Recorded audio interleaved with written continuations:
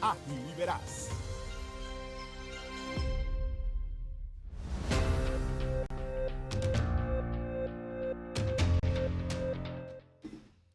Seis de la mañana con 33 minutos. A esta hora saludamos al profesor Edwin Cabrera. Profe, buenos días. Bienvenido. ¿Tiene Buenos hijos? días, señora Flor. Buenos días, ¿qué es su vida? Aquí estoy. Muerta de la risa, por lo visto. Sí, contenta. Hoy es viernes Y de ahora, ¿por cultura qué? musical. ¿Y cuál es la relación? Oiga, dicho sea de paso, hoy vamos a tener una cultura musical. Bueno, siempre son excepcionales y divertidas, pero la de hoy, profesor, usted preste la atención, quédese atento, porque la de hoy va a ser especial y diferente. Hay regalos Bueno, y habrá regalos y todo de nuestra invitada. caramba. Sí, trae premios para los oyentes. O sea que muy diferente, entonces. Sí. Muy diferente. Óigame, saludo a nuestros amigos de Onda Chiricana, allá en David Chiriquí. Todavía no salgo del asombro, Flor. No sé si vieron la noticia. En este país se pasó una ley, y me acuerdo de esa ley porque para esos días yo estaba de subsecretario general de la Asamblea, donde si un empresario le descuenta la cuota de seguro social al trabajador y el empresario no reporta o no le entrega esas cuotas al trabajador, al seguro social del trabajador, obviamente más la cuota obrero patronal, eso fue elevado a categoría de delito. Es correcto. No es de que una falta administrativa, No, no, es un ni delito. una multa. No, no, no, no. Es un delito porque del debate ese que yo recuerdo, lo que argumentaban los legisladores en aquel momento es que le estabas robando al trabajador y le estabas robando a la caja de seguro social al mismo tiempo. Y llegaron todos ellos a la conclusión de elevar eso a la categoría de delito. Resulta que un juzgado por unanimidad dice que el señor Pfeiffer es inocente y que no pasó nada, pues. Mm. Y no pasó nada, o sea, ¿y qué pasó con los trabajadores? Yo no tengo nada ni a favor ni en contra del señor Pfeiffer, no, con costos creo que si me lo ponen frente a mí sé quién es, con costos, pues ni siquiera recuerdo bien su cara. Pero lo que yo me quedo sorprendido es que los trabajadores han dicho, hey, aquí está la prueba, me la descontaron y en el Seguro Social eso no aparece. Dicho esto así, al aire, suena como, ah, bueno, pero fue un descuento. No, cuando esa gente, esos trabajadores, llegan a su edad de jubilación, por la edad y por las cuotas, y llega el seguro a hacer su trámite, le dice, no, usted todavía no se puede pensionar, que es la palabra correcta, porque a usted le faltan estas cuotas. No, pero que esas cuotas a mí me las descontaron. Bueno, pero aquí no llegaron, ¿qué le parece? Así anda la justicia de Bueno, este país. y en el caso del señor Richard Pfeiffer, que es el que ha salido liberado de todas estas denuncias, profesor, ese es un caso, pero habrán muchos más y otros muy conocidos, como es el caso en el distrito de San Miguelito, que el alcalde Carrasquilla le descontaba la cuota obrero patronal a sus empleados, a los funcionarios de la alcaldía, y no la pagaba. Son como 4 millones de dólares de Es mucha deudas, plata. casi 5 millones de dólares que le deben a la Caja del Seguro Social, ¿no? Ujú. Es correcto. Además, Pero o sea, entre comillas, una empresa estatal, o sea, de algo del Estado, Exacto. que además son fondos del Estado. Sí, lo que pasa es que Eso, es un delito porque es un robo, le están robando la plata a por la gente, supuesto, que le descuentan para pagar su seguro, se la roban. Es un por delito. supuesto, por supuesto. y esa es la pata de la mesa, Cristi, de la cual en ocasiones poco hablamos. Cuando hablamos de las patas de la mesa de la democracia, Ujú. que no es nada más ir a elecciones. Ojo, no es ir a elecciones cada tantos años es una de las acciones, pero cuando en un país la justicia no funciona bien o por lo menos adecuadamente, es difícil hablar que es una democracia que se perfecciona. Por supuesto. Aquí yo lo he dicho en muchas ocasiones cuando hablamos del tiempo, no solamente de los fallos que uno se queda como, y entonces, pero a veces el tiempo de los fallos. Cuando uno dice que no solamente en cosas estatales, sino cuando aquí se pasan 4 o 5 años durmiendo los fallos, uno no puede hablar que hay un Estado de Derecho, básicamente. Alguien a mí una vez me preguntó, de verdad, directamente, cuando estábamos hablando de un fallo que había tomado como 8 años que saliera de la Corte Suprema de Justicia, y él me dijo, me hizo esta pregunta de frente. ¿Cómo pueden ustedes decir que ustedes tienen un Estado de Derecho cuando tienen fallos que se demoran 8 años? Cuando Así es. la gente puede quebrar, la gente se puede morir ¿Qué, antes que salga un fallo. qué pasa, Cristi? Con mucha frecuencia. Con mucha frecuencia. Hay gente que quiebra, hay gente que se muere esperando los fallos. Y la justicia a veces sí, en Panamá sí hay, sobre todo a ciertos niveles, cierto nivel de falta de transparencia en la justicia, ¿no? Y eso Así es es. parte del problema, de un problema de la democracia, obviamente, porque para que sea una democracia liberal, tiene que funcionar los tres órganos del Estado. Y Tiene que hay demostrar. quienes dicen, Cristi, es que yo aquí no alcanzo a ver si Leonardo está allí. Ahí está. Aquí estoy, buenos días, profe. Buenos días. Hay quienes dicen que sí, puedes que tú cumplas con todos los requisitos que la OCDE y la GAFI y la cuanta cosa te dicen, mira, pero es que a ti te falta esta ley, te falta esta otra ley. Y entonces Panamá comienza, como fue en el gobierno de Varela, a aprobarle todas las leyes que ellos pedían. Pero hay quienes dicen, no, pero es que el asunto ahora se traba, es porque ellos también hacen una evaluación de la justicia. Por supuesto. Y Eh, de eso allá el señor fue una vez a Bruselas y habló de eso también, ¿no? Bueno, claro, de la cuando justicia, yo estuve por por ejemplo, allá, por poco falta que cada vez que uno decía Panamá le dijeran Panamá corrupto, Panamá incumplidor, Panamá esto, lo incluso otro. Entonces, esto lo... Ajá. evidentemente hay, lo dijimos varias veces, tras los Panama Papers, la visión internacional de Panamá se empezó a complicar y a poner cada vez peor. Y esto lleva a que se hayan pasado ya casi 8 años, casi 10 años, estamos a 8, y el país no ha ejecutado nada ni ha hecho el trabajo completo, porque ha hecho parte del trabajo, pero no completo para poder cambiar la visión. Y eso en todos los temas. Y nos falta algo en todo el país que lo venimos pidiendo hace años, es la fiscalización. No fiscalizamos si X o Y órgano del Estado, si X o Y entidad termina haciendo su trabajo.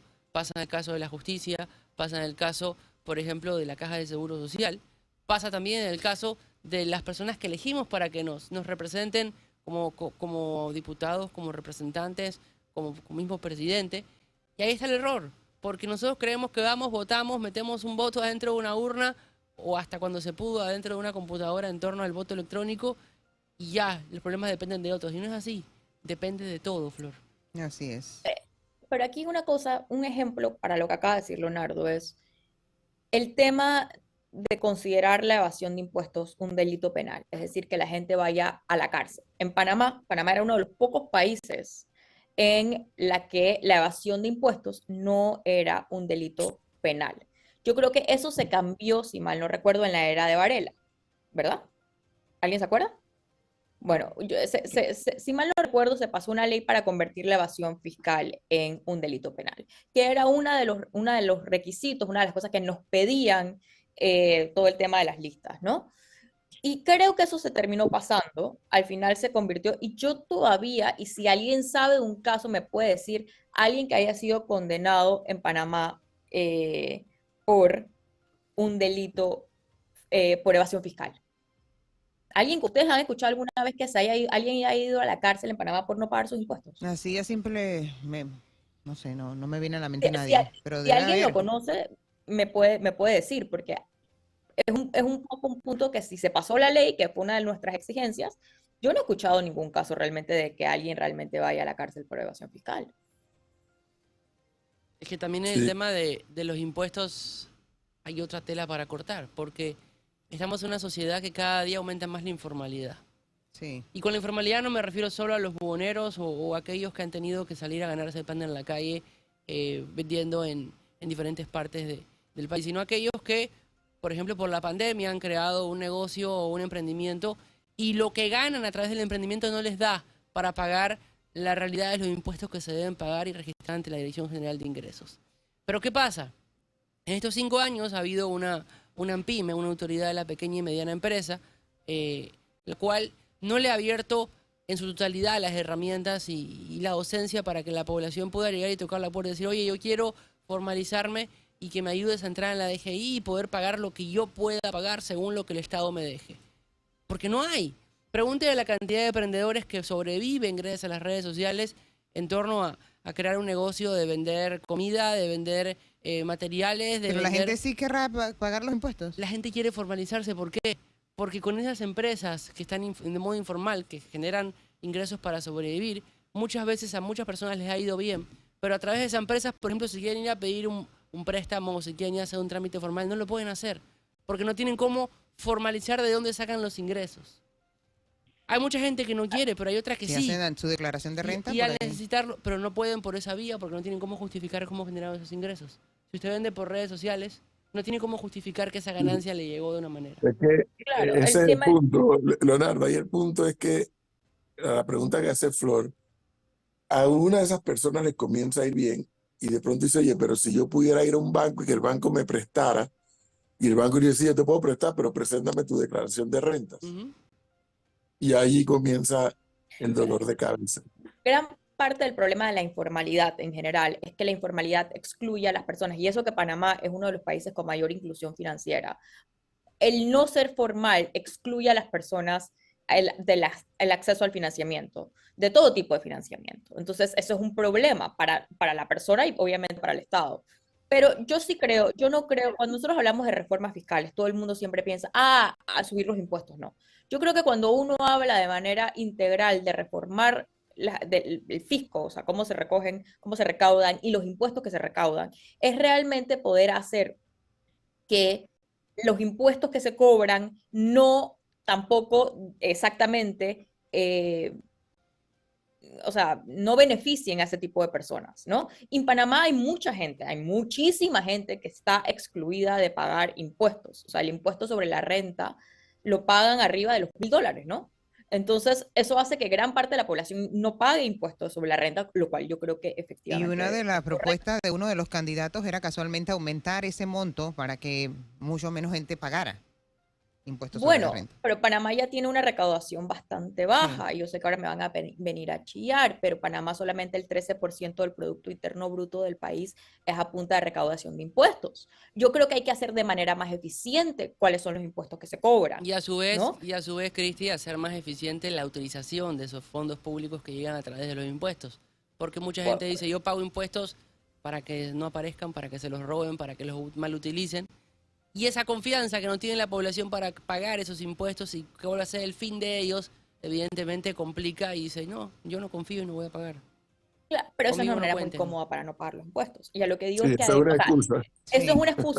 es una excusa muy cómoda para no pagar sus impuestos. Y a lo que yo voy es que yo también estoy completamente de acuerdo, y yo creo que este es el debate que siempre tenemos con Flor, que antes de subir los impuestos hay que poner en orden el país, cómo se utilizan. Ahí estamos de acuerdo.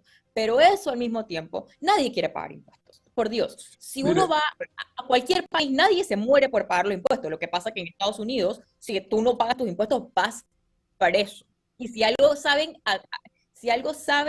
en Estados Unidos, condenar es por falta de pagar impuestos y Bueno, igual en paga. España, ¿no? Hemos visto famosos tras las rejas.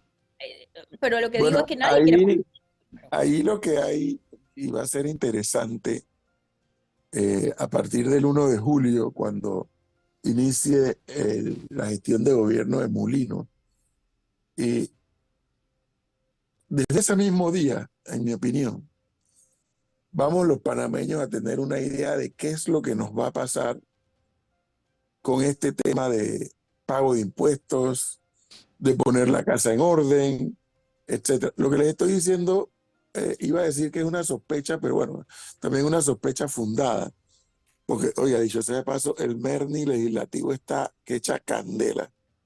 A medida que pasan los días, el MERNI legislativo, eso les hablo ahora, está más que caliente. ¿Por qué? Porque ese día, Mulino, en su discurso de toma de posesión, al igual que quien sea el presidente de la Asamblea, mandará mensajes ambos a los panameños de, bueno, ¿qué es lo que viene? Por ejemplo, dependiendo de cómo se articule la mayoría de la Asamblea, le voy a poner un ejemplo bien simple, trillado, pero simple. Si quien logre ser presidente de la Asamblea en ese discurso inaugural del 1 de julio, no le dice al país que le va a meter la tijera durísimo al presupuesto de la Asamblea, entonces perdimos el tiempo. Reitero, obviamente eso será dependiendo de quién es el que controle o arme la mayoría. El dichoso número mágico de 36. Porque quien logre controlar la directiva de la Asamblea, el grupo, pues no el individuo, sino el grupo, que logre controlar o que logre armar la mayoría, es quien podrá decir, corta a más de la mitad el presupuesto. Ojo con eso. De otra parte, en el discurso de Mulino, que usualmente, los discursos de los presidentes el día de la inauguración, por lo menos en Panamá, son una especie de mini plan de gobierno, porque le manda al país señales de cuáles van a ser cuál y cómo va a ser su agenda a proponerle al legislativo y al país.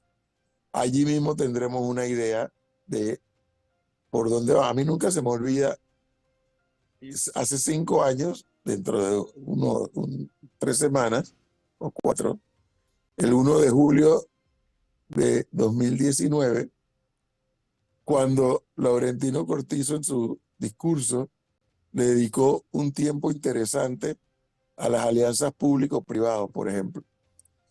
Y yo, que había estado, no me acuerdo en dónde, algunos de estos viajes que hemos hecho de cobertura, y que me habían explicado, no, esto funciona con alianzas público-privadas.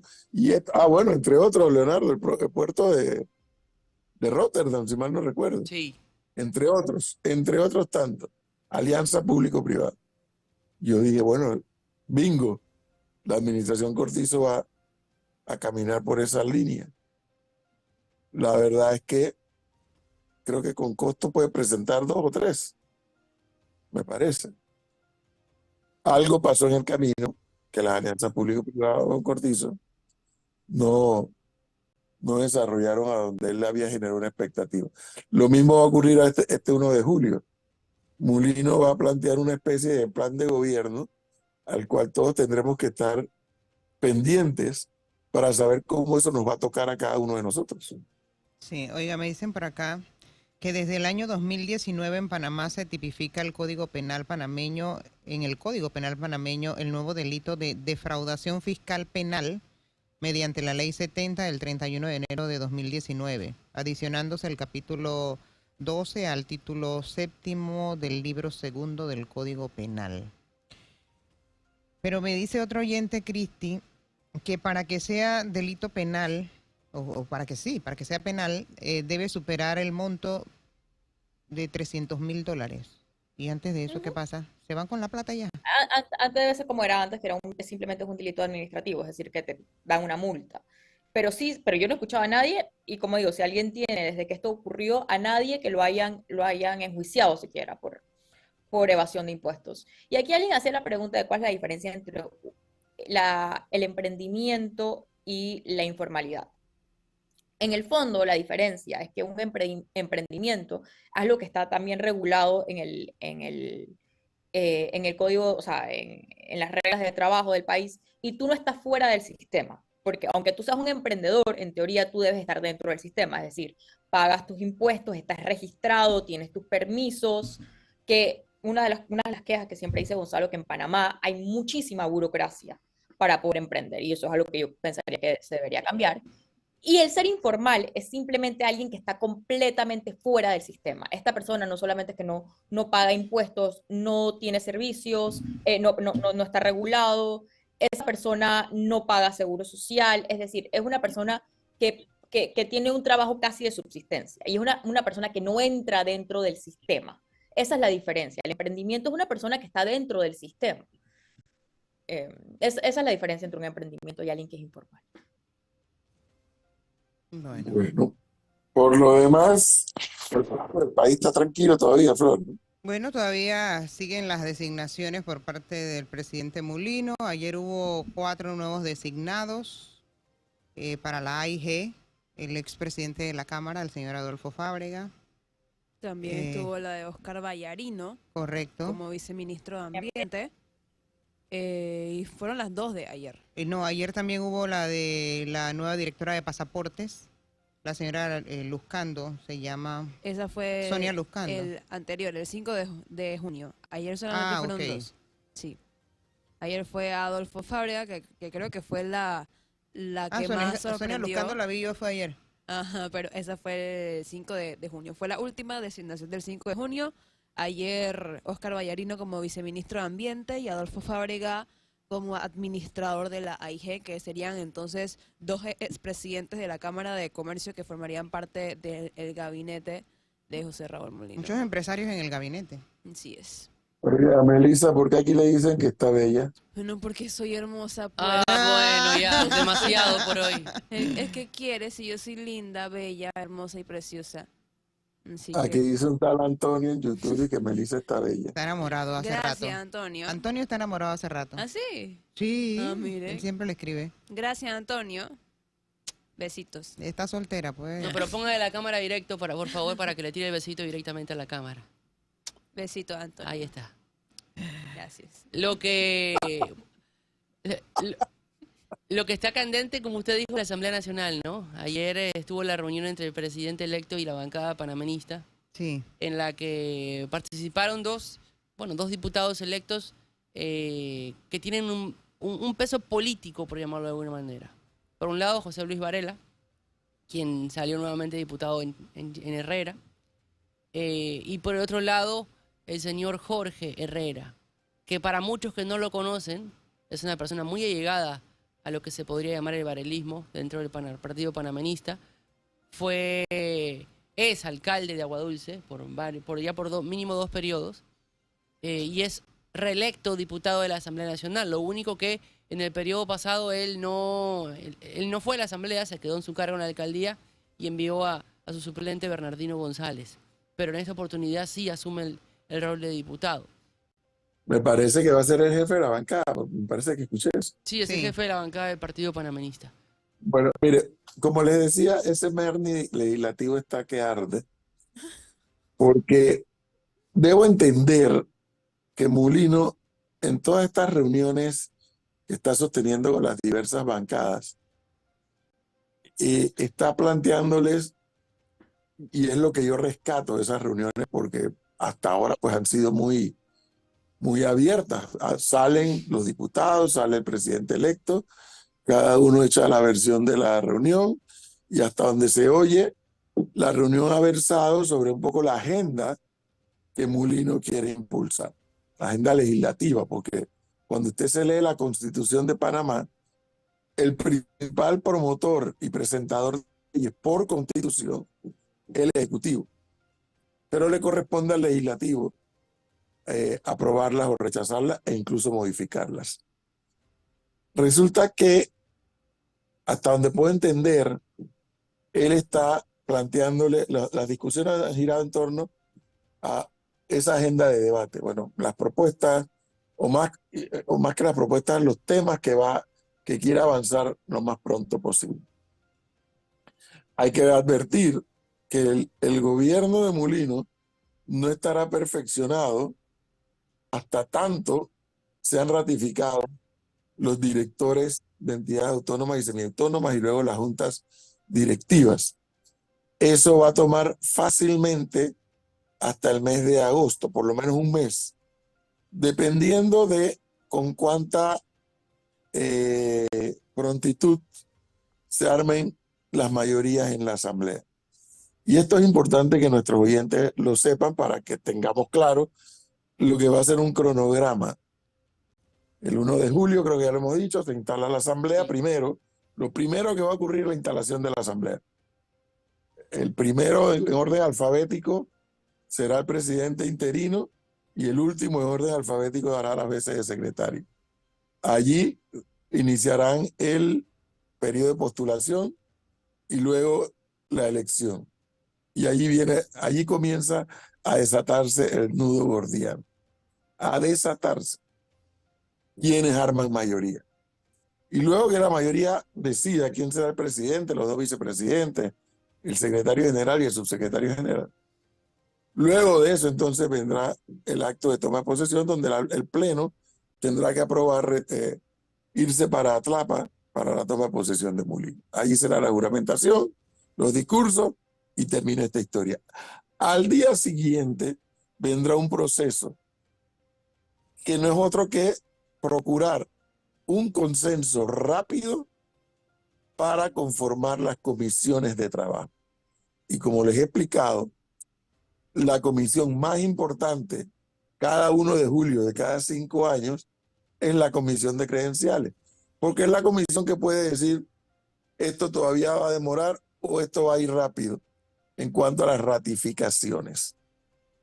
O sea, Mulino tendrá su gabinete andando a partir del 2 de julio, pero lo que no tendrá son a los gerentes, a los directores, a la junta directiva, porque eso lleva un proceso de ratificación. Una asamblea, profe, y una comisión que no va a tener hasta el día de hoy a esta hora ni a los diputados del 8-4 ni a los diputados del 8-2. Todavía Porque no. hasta ahora 13-4. y del 13-4, correcto, porque hasta ahora no se han resuelto las impugnaciones. Repito, hasta ahora.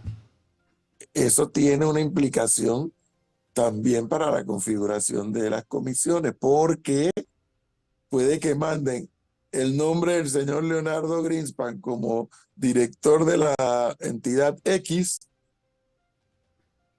y a la mayoría de los miembros de la comisión de credenciales no le da la gana de darle el voto al señor Leonardo Greenspan y lo trancan ahí. Fíjense esto. Pero ¿Y qué esa- ocurre? Sí. Que como ninguna bancada individualmente, así como no tiene mayoría en el Pleno, tampoco una bancada individualmente tendrá mayoría en las comisiones. Las comisiones, después de la última reforma al reglamento, está integrada por 9 diputados. Por ejemplo, es probable que la bancada de Vamos pueda que llegue a tener tal vez hasta 3 diputados de 9 en la comisión de credenciales. 3 está bastante lejos de la mayoría. Porque si son 9, necesitas Pero 5. 5. con los 20 Pero diputados que tienen, no pueden ser más en una comisión. no, porque las comisiones se conforman también proporcionalmente al peso de la bancada. Cuando el PRD en este quinquenio que está por terminar tenía 35 diputados, el PRD, si no hacía la mayoría, nada más le faltaba 1 para hacer la mayoría. O cuidado que tenía la mayoría, no recuerdo. Porque las comisiones se conforman en proporción al peso de la bancada.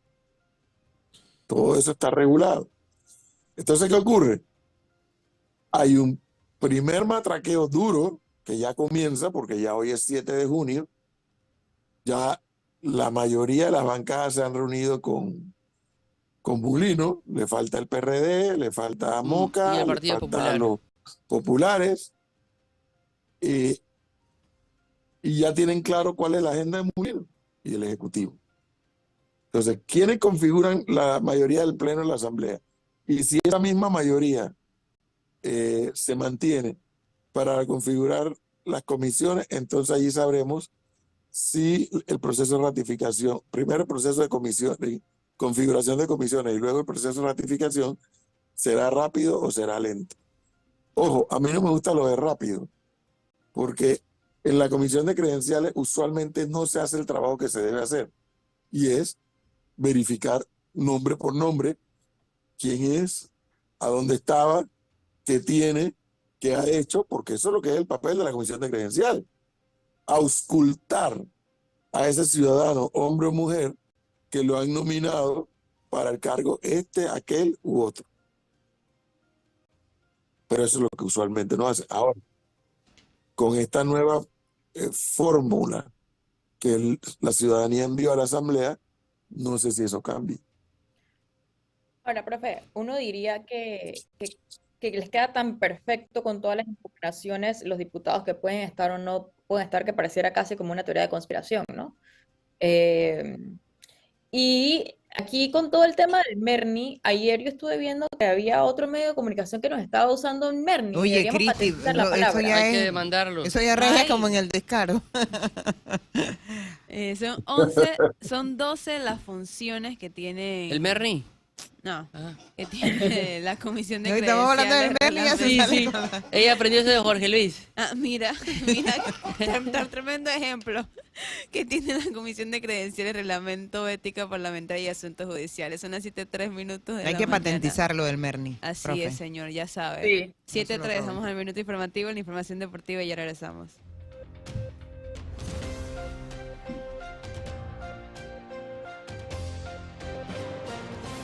La información al instante en Panamá en directo. Minuto informativo. 7:04 minutos de la mañana.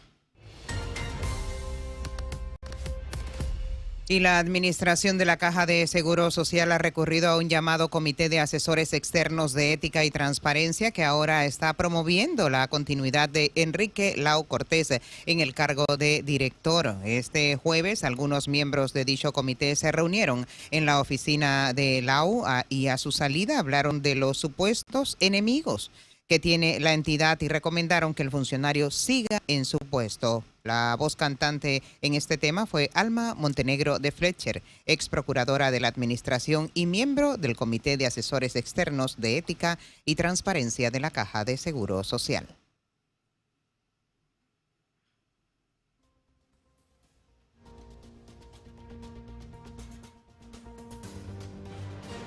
Clima.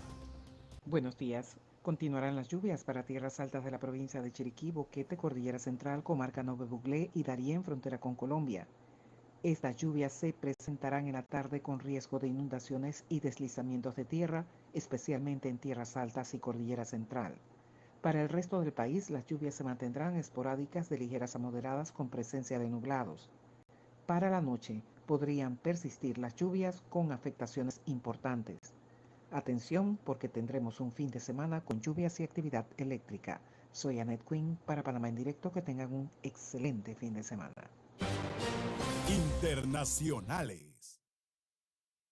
Y uno de los principales sindicatos que representa a trabajadores de Samsung Electronics ha instado a sus afiliados a que hagan huelga hoy viernes en protesta por la negativa de la empresa a conceder mejoras laborales en lo que supone el primer paro de este tipo para el mayor fabricante mundial de chips de memoria. Se espera que buena parte de los aproximadamente 28,000 afiliados del Sindicato Nacional de Samsung Electronics se unan hoy al paro, aunque tanto analistas externos como la patronal y el propio sindicato prevén que esta jornada de huelga no afecte sustancialmente a la producción del gigante surcoreano. Ya son las 7:06 minutos de la mañana.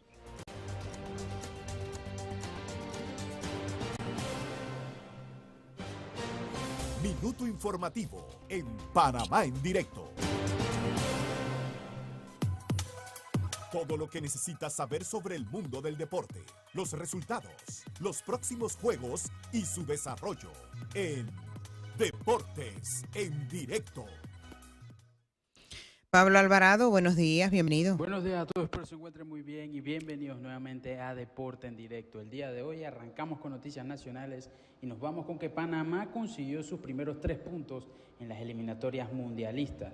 La selección mayor masculina de Panamá consiguió derrotar a su similar de Guyana en el primer partido de esta ronda de eliminatorias para el Mundial de la FIFA 2026.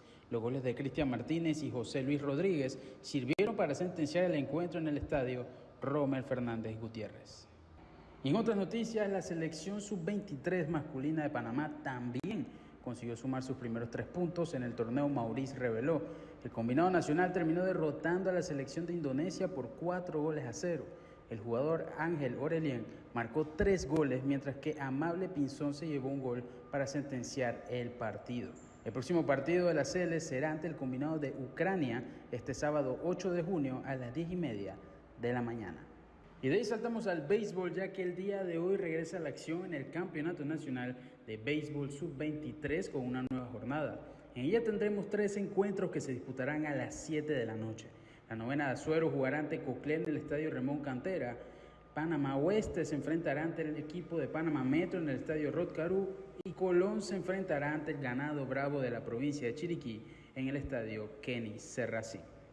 Y de ahí pasamos a noticia internacional y nos vamos con lo sucedido el día de ayer en la NBA, ya que los Boston Celtics comenzaron con victoria esta serie final de la liga.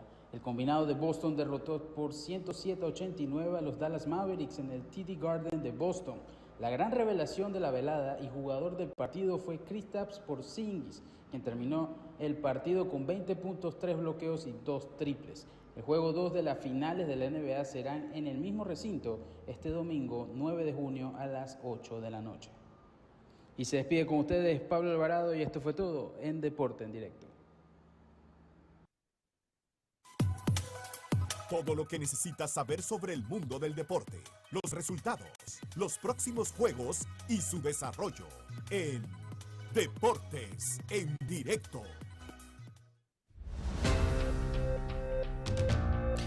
Ya son las 7 de la mañana con 9 minutos. Profesor, y las sorpresas en la Caja de Seguro Social no se acaban. No solamente es el tema de los 5 miembros de su junta directiva, todos representantes de los trabajadores que tienen su plazo vencido en esa directiva, sino que ahora también el director quiere continuar en el cargo.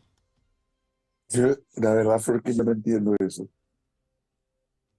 Usted, si usted fuera la, usted no estuviera cansada ya de estar ahí 5 Claro, años. me voy Tanta... huyendo de ahí. Corriendo más que huyendo. Ahora, lo que Edwards, ayer hablamos con Miguel Edwards, y Sí, lo Miguel Edwards. que él nos justificó ayer es por qué su nombre estaba nuevamente dentro de esa terna. No lo justificó, dijo, sí, mi nombre está ahí dentro de la terna, pero no depende de mí elegirme o seguir ahí. Pero los mismos nombres se están repitiendo para estar En el caso, dentro de la en el junta caso de los directiva. miembros de la junta directiva. Sí, Pero bueno, también el director se quiere quedar y para ello ya empezó a hacer su lobby con un comité de asesores externos, comité de ética y transparencia. La verdad que sí me sorprendió que ese comité, creo que allí vi a Roberto Troncoso y a Alma Montenegro de Flecha. Me sorprendió que hayan caído en eso, Flor. Sí, porque ella hablaba de los enemigos que tiene el señor Cortés y de la misma entidad que no han podido, según la interpretación que saqué yo después de sus declaraciones, que no han dejado que la caja avance como se debe, pero que él se ha defendido. Pero no, a ver, yo no sé si el señor tiene enemigos o no. Lo que queremos es que la entidad como tal funcione para quienes pagamos el seguro social, que haya medicinas, que haya médicos especialistas y que no nos manden a sacar una cita para dentro de un año cuando quizás estamos peor o a punto de morirnos o ya nos morimos. Alba Montenegro de Fletcher es integrante del comité de ética de la Caja de Seguro Social. Pero lo que yo no entiendo, y lo digo de verdad, porque no, para mí no me cabe en la cabeza. Y es, independientemente de que sabemos que son cosas distintas, yo creo que la Caja de Seguro Social como tal, independientemente de los fondos que hacen falta por un lado y lo otro, y el tema médico que es por otro, necesitan una especie como de, ¿cómo ponerlo? Yo creo que los problemas de la Caja del Seguro Social ya son tan sistémicos dentro de lo que actualmente existe, que yo, sin ser conocedora del tema, diría de lejos que lo que nosotros necesitamos es realmente una especie de revolución a profundidad de la entidad, de las planillas de la entidad, de Sí. los procesos de la entidad, de la parte técnica, pica y se extiende. Ujú. Y yo no sé, la gente que conoce mejor la institución que yo, muchísimo mejor que yo, dirá, bueno, tal vez lo mejor es que continúe, y no, el problema de la Caja del Seguro Social obviamente no empieza ni termina con la O, porque no empezaron cuando él asumió. Pero para mí implicaría que para poder hacer todos estos cambios, para todo lo que acaba de decir Flor, se necesita gente nueva. Gente, tal vez tienes que tener una mezcla de las personas que ya conozcan la institución Claro. a gente que venga de nuevo. Pero para lo que hay que hacer en el fondo es un proceso de modernización. Pero modernización no solamente la parte técnica, pero en las contrataciones hay que optimizar la planilla, de la Caja del Seguro Social. ¿Y eso qué implica? Bueno, ¿qué puestos, y no voy a hablar ni de las botellas, sino qué puestos nos sirven, qué puestos no nos sirven, para hacer que esta institución se maneje de forma eficiente? Para mí, eso requiere de una persona nueva que venga con la capacidad de hacer todos estos cambios. Y con el apoyo del gobierno, obviamente. Claro. Voy a hacer una comparación, ¿no? Molino se refirió a dos temas en estos días. Por un lado, al director de la Caja de Seguro Social, cuando le dijo a la Junta Directiva que no me manden ningún nombre porque no lo voy a aprobar mientras venga de ustedes. Pero por el otro, recordemos que aparte de todos los nombramientos que debe hacer de aquí a 5 años Molino, está el tema de los magistrados de la Corte, Flor. Ujú. Y hay un detalle.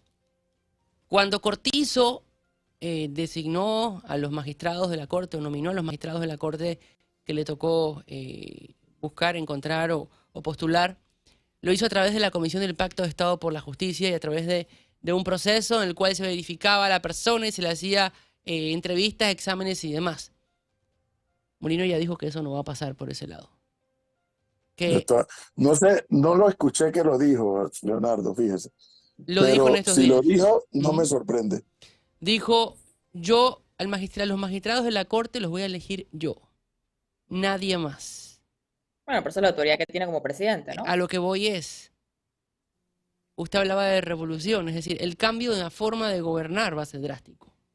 No hablo ni para bien ni para mal, ni para mal, me refiero a la técnica y a los procesos, que va a llevar un José Raúl Molino y que lo va a diferenciar, según lo que estamos viendo, Drástico diferente. claro, de Laurentino Cortizo. No hablo ni para bien ni para mal, sino en tema de procesos. En ese caso. Bueno, Es decir, mire, siempre y yo cuando... sospecho, Cristi, que él, vamos a usar un término muy panameño, se la va a rifar. Ese es un término muy nito. Sí. Le va a pasar cosa que nunca hizo. Nunca se la rifó. Se va a pasar por encima de ese dichoso pacto de Estado por la justicia, que no digo que sea malo per se, pero que bueno, no sé, no siento que ha hecho clic en la sociedad. Y Molino se la va a rifar procurando presentar nombres que buena parte de la sociedad los reciba con beneplácito. Es lo que yo sospecho que va a ocurrir. Yo tengo ahí dos cosas. A mí el tema de que la manera de gobernar sea distinta, ni para bien ni para mal, no me parece algo, o sea, no me parece ni bien ni mal, siempre y cuando, y aquí quiero hacer un énfasis muy importante, siempre y cuando todo se maneje dentro del marco constitucional. Yo creo que se eligió a José Raúl Mulino y él debe poder venir a gobernar como él, pues, lo vea, con la gente que él vea, siempre y cuando, pues, se atenga al marco constitucional. Y entre los poderes constitucionales del presidente es nominar al próximo magistrado. Pero con el otro punto del que él no va a hacer, yo no creo que esa comisión, si uno le pregunta a la mayor parte de la sociedad, yo no creo que la sociedad tiene idea de quién hace esa comisión, ni creo que realmente, lastimosamente, de las cosas que de la sociedad le presta atención, yo creo que ha sido históricamente a los nombramientos de la Corte Suprema de Justicia. Yo no creo que hasta que ellos llegan ya ahí, nadie les presta atención. Nosotros además hemos visto, y esto me remonto a la época Varela, cómo por puro movida política, que este va a ser el otro punto que Molino va a tener, se le bloquearon a Varela unos nombramientos de la Corte Suprema de Justicia, que hubiesen podido contar con, pero eran figuras que no levantaban ni pasiones, ni amores, ni odios, ni la sociedad lo va a ir a defender, como tampoco lo va a defender, porque la gente no le presta atención. Por eso le digo, Cristi, yo sospecho que Molino se la va a rifar, y más que, obviamente, tiene que salir a buscar los votos en la Asamblea, en la Comisión de Credenciales, primero y luego en el Pleno, pero yo creo que se va a rifar en función de la opinión pública. O sea, que va a presentar nombres. El problema que tuvo Varela, acuérdese, Cristi, es que uno de los nombres era, eso no es malo per se, pero para el momento político se vivía, era la esposa de un viceministro. De un viceministro, sí. De su gabinete. Y creo que la otra era una que era fiscal. Entonces, eso le dio excusa política o politiquera al PRD para rechazarle esos nombramientos. Yo lo que creo que en esta ocasión, no sé, Leonardo, en qué año va a ser ese primer debate de cuándo salen los dos primeros magistrados que le corresponderán a Mulino. No me suena que sea este mismo 2024, ni siquiera 2025, no me suena. Profe, pero en Pero el- creo que Mulino se le va a rifar al aplauso de la opinión pública sí. y que la Asamblea va a ver qué hace. Yo creo lo El tema mismo, que- pero el tema perdón, que- Cristi, pero en el caso de Varela que el profe acaba de mencionar, fue peor aún, porque una vez rechazados esos nombres en la asamblea, él se quedó haciendo nada, más nunca mandó a nadie. porque no, él no tenía, él sabía que no se lo iban a aprobar. Pero a lo que yo voy es que en este caso, este es un caso en el que yo creo que los presidentes en general tienen mucha, no quiero decir libertad, pero un poco y sí, poco y no. Porque yo creo que esos son este tipo de eventos que, excepto que tú nombres a alguien particularmente malo, incluso aún así no. El, como el, no sé, la reacción de parte de la sociedad es casi nula. Nadie, de todas las cosas que un presidente pudo haber hecho mal, y yo creo que nosotros tenemos pruebas de esto, nunca de las pocas cosas que alguien le recuerda a un presidente que hizo mal fue haber hecho un mal nombramiento de la Corte Suprema de Justicia. Y nosotros hemos tenido gente que ha nombrado a magistrados de la Corte Suprema de Justicia que eran de espanto. Y las cosas que uno le recuerda a esos presidentes no fueron sus malos nombramientos en la Corte Suprema de Justicia. Siempre y cuando tenga el apoyo de la Asamblea y él consiga los votos en la Asamblea, yo creo que a la sociedad eso no le va a prestar mucha atención, aunque sea el mejor nombramiento del mundo. A José Raúl Mulino le toca hacer designaciones para la Corte Suprema de Justicia en 2025, que es cuando se le termina el periodo a Ángela Russo y a Cecilio Sedalice, y también en el 2027, que se vence el periodo de María Eugenia López y de Olmedo Arrocha. Sedalice Wow. y Russo fueron ambos nombrados por Juan Por Carlos Varela. Varela, al igual que Correcto. Arrocha. Y yo recuerdo que cuando se nombró a Sedalice y a Russo, ya estaba instalada la esperanza de que se cambiara la Corte Suprema de Bueno, Justicia. y fue todo un proceso. Sí, ¿se acuerda? Sí. Y evidentemente dentro de la sociedad no ha habido una gran alegría en torno al desarrollo y a la labor de estos dos magistrados. Bueno, pero es que Olmedo Arrocha, recordemos que la llegada de Arrocha también también tuvo sus discusiones y levantó vuelo, Flor, porque Arrocha Venía del gobierno del presidente Varela. era el director del Sí. tema del ¿Del CEPADEM era? CEPADEM, del MEF, y llega a la Corte Suprema de Justicia de la mano de Juan Carlos Varela. No recuerdo el caso de María Eugenia López. ¿Quién fue si fue Varela o Cortizo el que la nombró? no esa es la última, ese es el último nombramiento. O sea, ese tuvo que haber sido Nito, ¿no? Porque ella sí, acaba de llegar a ella la fue corte, con ¿no? Nito Cortizo, recién llegó. Entonces ella acaba de llegar a la corte. Pero evidentemente Son 4. la esperanza que se quiso levantar en ese momento no fraguó. Las dos Chen. Bueno, la esperanza se generó, les recuerdo, porque dizque el pacto del Estado por la justicia y que propusieran y que fueran allá y hablaran. Y yo siempre dije, yo no puedo estar de acuerdo con eso nunca porque la Constitución no habla de ningún pacto de Estado por la justicia por ninguna parte. La Constitución le dice al órgano ejecutivo, ojo, no es el presidente de la República por sí ante sí. El órgano ejecutivo es el responsable de proponer los nombres. Entonces, eso tiene que ir a una votación entre los ministros, los nombres de cada una de estas personas.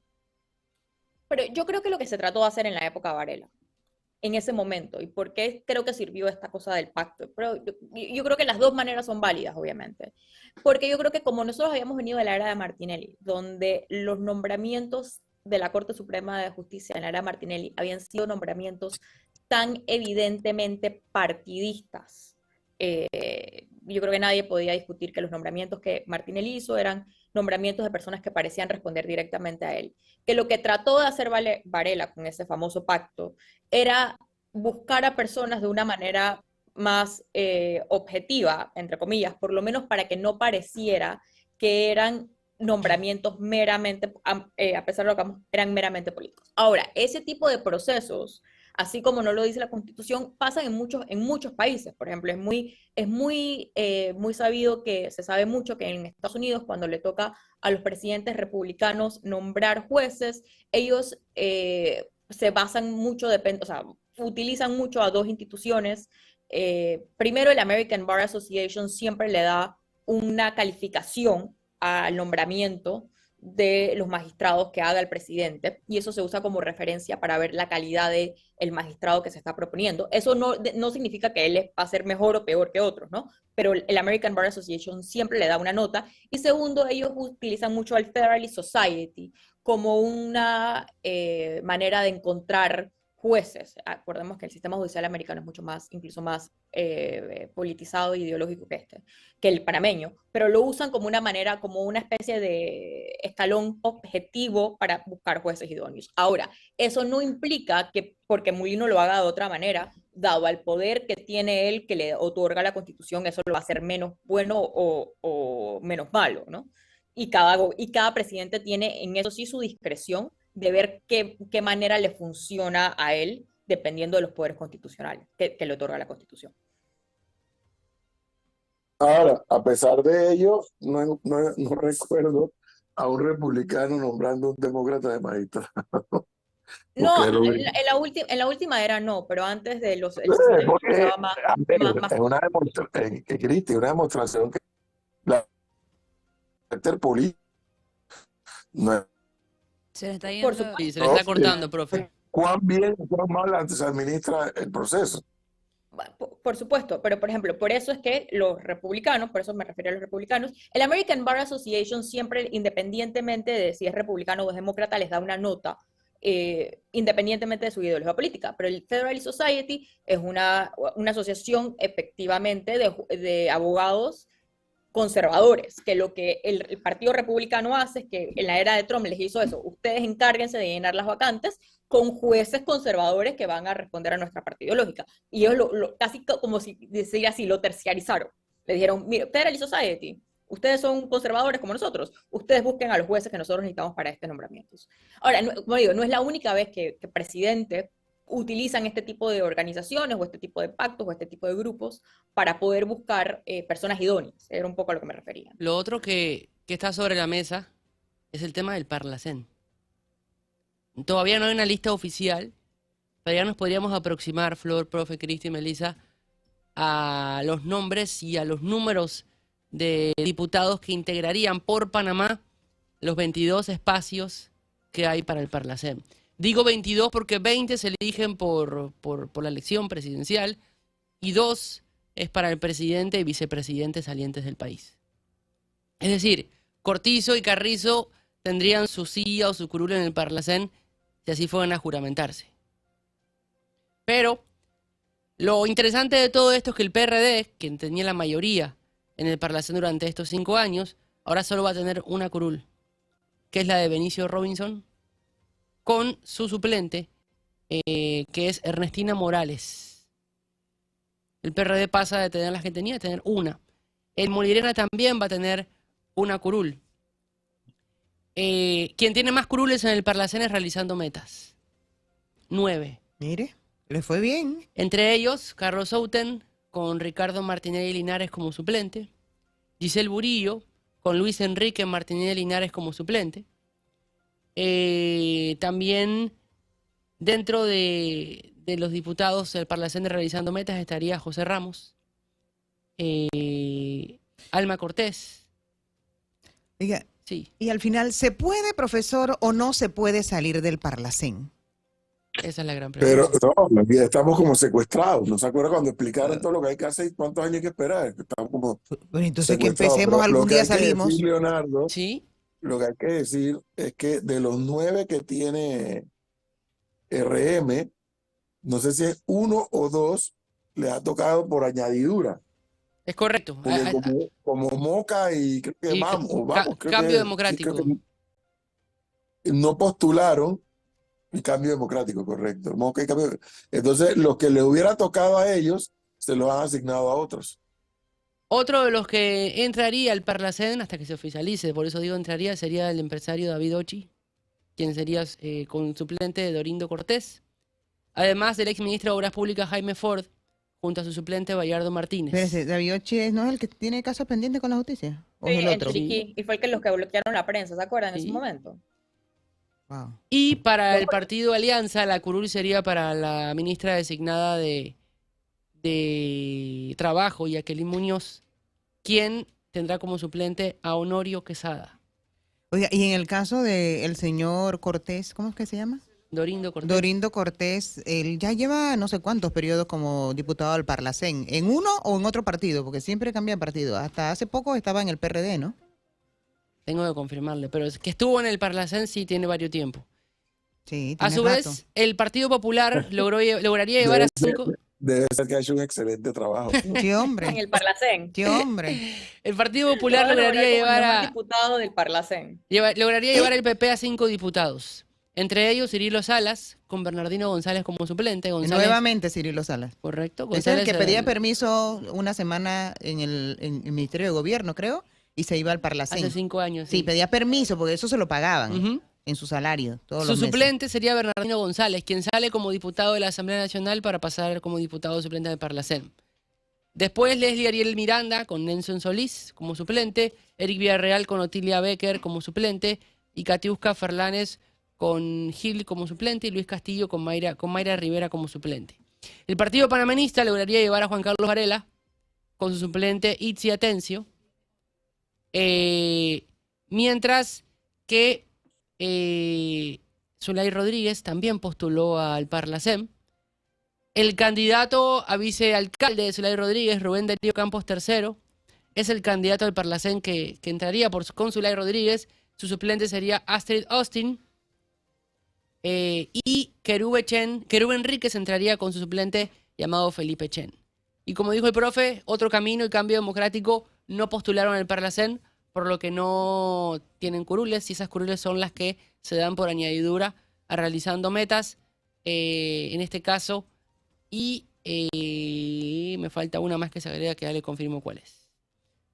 Puedo admitir que a mí todo el tema de el Parlacén me va poniendo como de mal humor. Yo sé que estamos como presos del Parlacén, pero la verdad es que hay una serie de nombres que lo que da es rabia. Que es evidente cuál fue el propósito de haberse postulado para el Parlacén. Claro. Más que Obviamente, evidente. más que evidente. Empezando por los hijos de Martínez. Bueno, crítica, es que el Parlacén saca lo peor de la gente. Incluso pero de quienes digo, han dicho que no van a ir al Parlacén y quedan en el Parlacén. La cueva, cuando Martinelli la llamaba la cueva de ladrones, después todo lo que le dijo Varela a Martinelli por irse a... Y él va para el Parlacén. Ahí. No, qué cosa tan terrible. Y bueno, al final no es el Parlacén, es la gente. Pero entonces, Leonardo, el Partido Panameñista quedó con un Parlacén. El Partido Panameñista, según la lista en este momento, que no es oficial, repito, quedó con Juan Carlos Varela. ¿Uno solo? Y sí, por ahora la lista que yo tengo es uno solo. ¿Y el PRD con cuánto? Con uno solo, Benicio Robinson. Wow.